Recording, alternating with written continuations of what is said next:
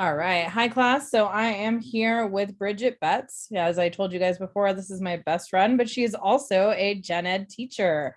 So she's going to tell you a little bit about herself and then we'll get into your question. So, Bridget, go for it. Hi, I'm Bridget. I am a fifth grade teacher at Vintage Magnet in North Hills. I currently teach a fifth grade self contained classroom with a gifted cluster. And I've been in fifth grade for 3 years. Prior to that, I taught kinder for many years. I also taught TK, second, and fourth grades. And Yeah, I think that's it. And I've been with the district with LAUSD for 9 years. It's been 9 years already. Yeah. Whoa. Yeah. Okay. Well, that's crazy. I remember your very first class, and we talked about all kinds of different things when you were first going to be teaching. So that's crazy that it's 9 years ago. But also, can you tell my students about the new role that you're going to be kind of moving into probably in a couple weeks or months? What's going on with that? I actually just got hired as an instructional coach, which is an out of classroom position with the district. Basically, I'll be training teachers, modeling lessons, um, particularly in a post pandemic atmosphere where a lot of teachers need support in filling learning gaps. And I will be moving into that position whenever my principal decides to release me from my current position. Hopefully, in a couple weeks, maybe a month. I don't know. And you'll be at a specific school or a set of schools? Yeah, I'm moving to Cohasset, which is in Van Nuys. It's actually only about 2 miles from my current school. We're actually both schools are in the same community of schools, so I'll have the same director who's the principal's boss. My principal and my old principal and my new principal actually work really closely together. Um, it's a very similar demographic as far as the student population. It's a Title I school. Um, Largely a huge population of English language learners. The only difference is it's not a magnet. So, Cool. Awesome. Also, I'm not so sure if my students asked you this or not, but can you just tell them what the process was for you when you were getting your credential? And I know you got your master's at the same time. So can you tell them that what that process looked like for you? so yeah, sure. So I decided to get my credential when my son was a toddler. Um, at the time I went to Pepperdine, they offered a master's and credential program. It was actually a 1 year program, but as the parent of a toddler, I decided to do it over 2 years. I know that a lot of schools do offer the 1 year program, and people did that very successfully. I chose to do my coursework first and then my student teaching, just because of my own personal needs. But Once I was very close to getting my credential, I actually was um, offered an interview with LUSD. So I was very lucky to have signed an early entry contract with LUSD. Not very many teachers were getting hired back in 2013, but um, I got very lucky that I think out of that year, they only hired 40 teachers in the whole district, and I was one of them.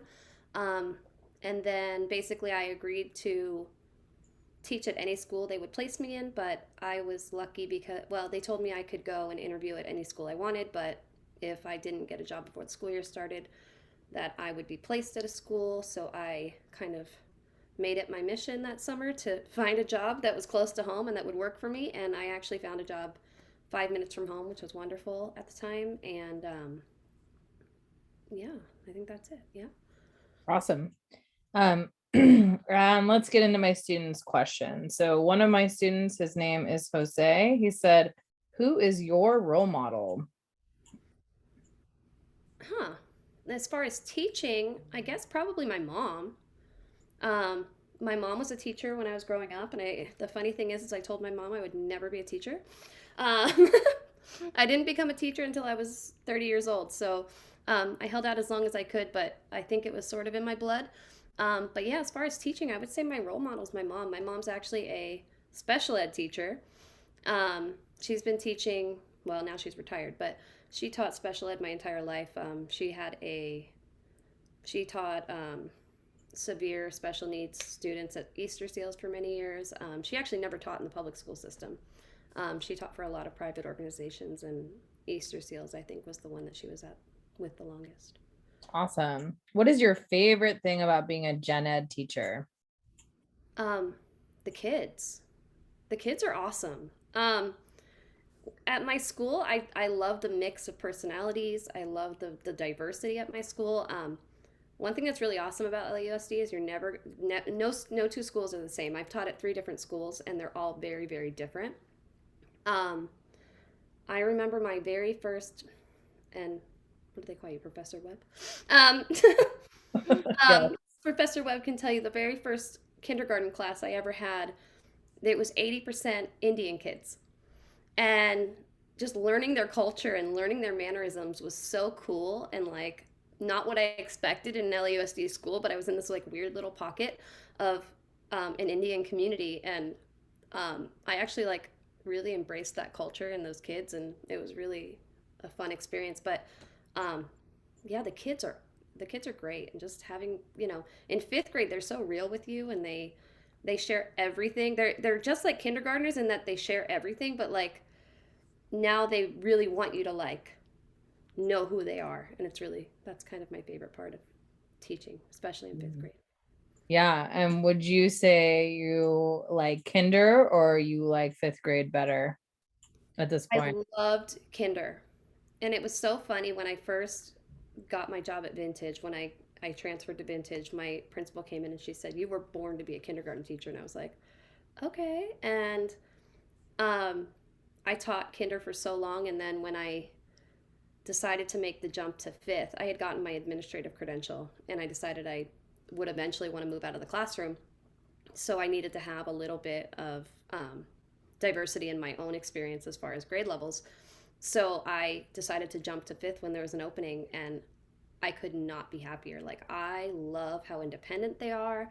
I love that, I love that they laugh at my jokes. Like in kinder, I would like say a joke and they'd be like, "No." But in fifth grade, they get it. Like, I think the hardest thing was last year when I had a fifth grader and I was teaching fifth grade because I was doing like the same thing he was doing for homework. I was teaching in class. So he'd be like, "Help me with my homework." I'm like, "No, I already taught that today."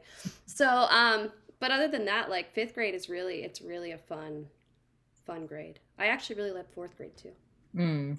Fourth grade was fun too. That's a good segue. So Kiana asked, what is your most rewarding part about being a teacher?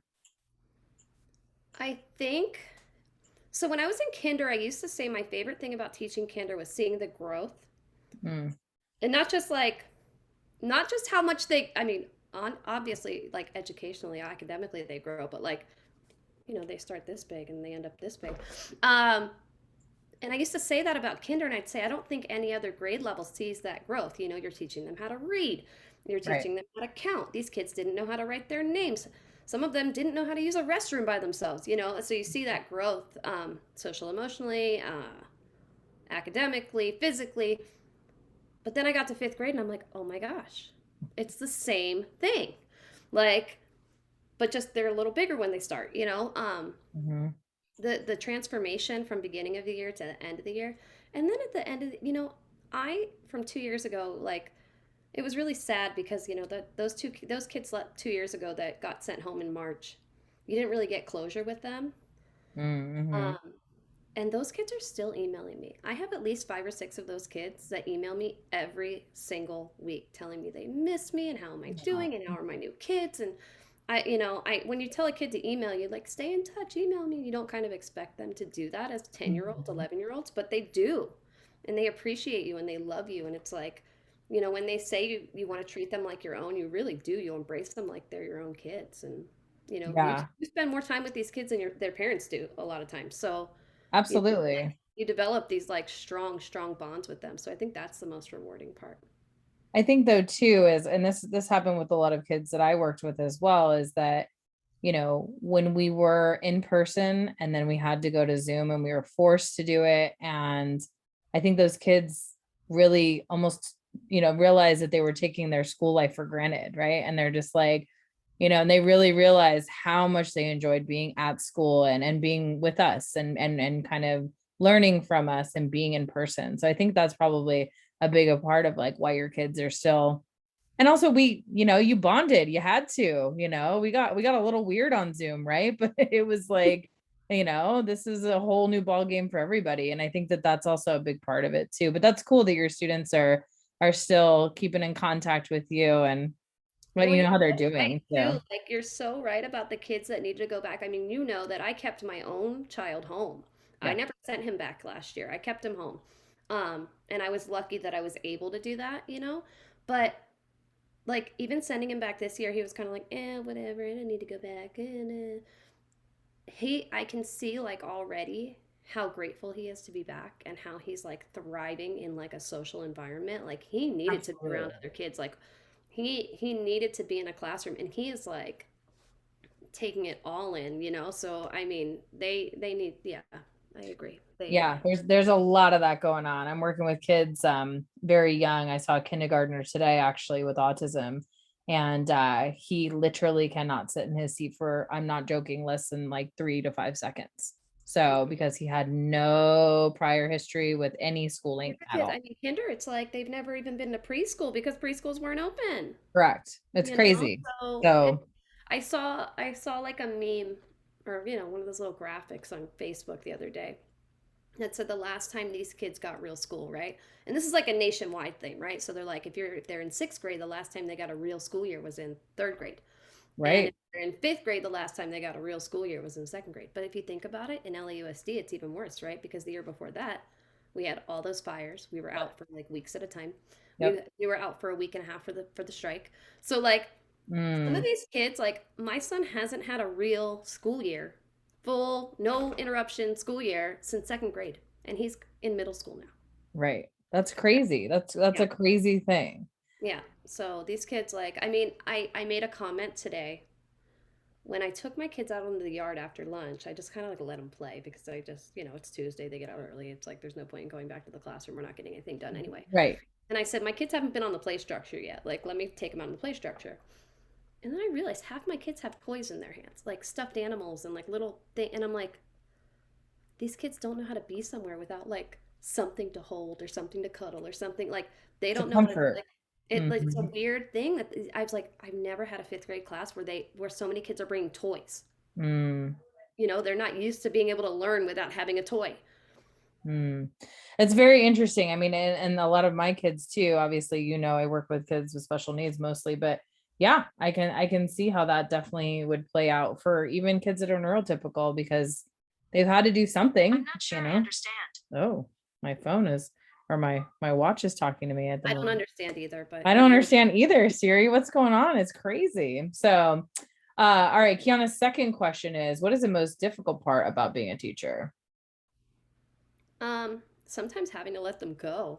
Hmm. Same thing, like on the same note, like you become really bonded with them. And you Yeah. like I joked to like my fifth graders last year. I'm like, can I just come to middle school with all of you? Even though they're all going to different middle schools, so that would never work. Right. Um, but that part, and then there's in my classroom specifically like um just my principal knowing who I am and knowing that I can deal with like difficult kids and knowing that I work really well with very high achieving kids too. I like kind of run the gambit as far as like my classroom. Like I'll get the highest of the high kids that have perfect SBAC scores that are highly gifted that can do like eighth grade level work.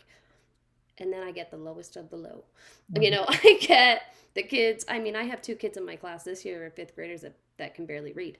I have a Mhm. kid that can't spell his own name. Um, and having to differentiate my instruction for that broad spectrum of kids in a general ed classroom is really really hard sometimes. Absolutely. I mean, I can't imagine having to And do you're gonna that. have that in every general ed classroom in our district, like or probably any district really. But I think because of who I am as a teacher and like the things that I do, like I typically get the hardest kids because or sometimes the hardest parents, because my principal Sure. knows I can handle them. And I handle them in a very different way than a lot of other teachers would. So she just kind of throws them at me and says, okay. Um, but then again, she knows I have this gate cluster and I have to teach to them, but I also have to teach these really difficult kids too. And finding that balance and differentiating. I mean, I'm on my toes all day. I teach math 5 times a day. Same lesson, like back to back to back to back, and I'm exhausted by 12 o'clock, but here I am. So, Yeah. It's hard, but it's, you see the growth and it's rewarding. So Yeah. That's awesome. Feliciana asks, how long did the whole process take to become a teacher for for you? me, Yeah. 30 years. I don't know. So I did 2 years at Pepperdine, and then I was lucky because I got a job right out of the gate. I did not get my bachelor's in like liberal studies or any of that. Like I went a completely different path until I decided to become a teacher later Yeah. in life. What was your BA in, Bridget?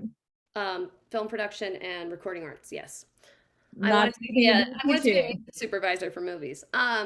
And I Right. did not do that. I ended up as a marketing manager. I started a business. I kind of floated around a little bit for about a decade, and then I decided to be a teacher. So, um, from the moment I decided to be a teacher to the time I like went into the classroom, it was about 2 years for me.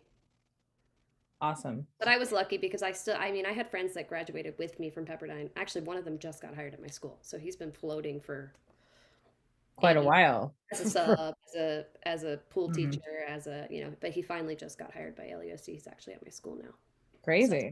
I got very lucky. A lot of people did not get hired out of the gate like I did. Hmm. But right now there's a teacher shortage, so you're all good, guys. Yeah, jump on board. I mean, the teachers, Well, right now. anybody working with children, people We are got you. Come on in. needing everybody to go back to work. That's Mhm. for sure.